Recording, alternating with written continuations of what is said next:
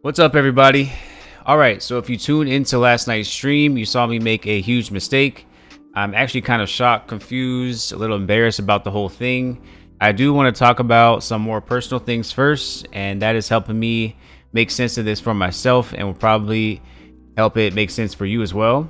So, I've had an issue with alcohol basically for many years now, and I used to be a bartender, waiter, all that good stuff.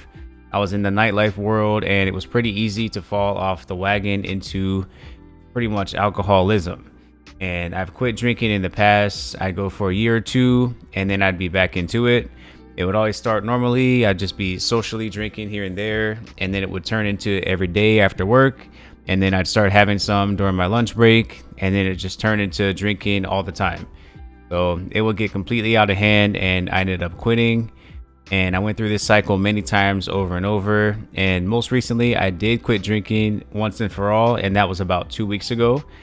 And I do feel a difference this time. I also quit smoking cigarettes back in November of 2021. I haven't touched a single cigarette since then, so I definitely am capable of getting rid of bad habits. I feel like I'm 100% clean from alcohol at this point. Now, the other thing, you guys may have seen me with that vape pen, which is just nicotine, by the way. So it's like an electronic version of a cigarette. I was just using that as a crutch, and the nicotine addiction is almost like an adult pacifier. It's a way for people to try to escape from dealing with real life issues.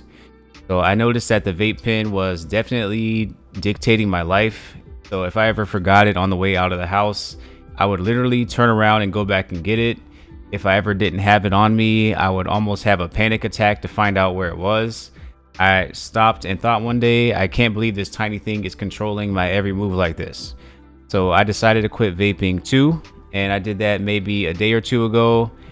So I find out that there are nicotine withdrawals with some pretty bad symptoms, irritability, irrational thinking, impulsive behavior, etc., etc.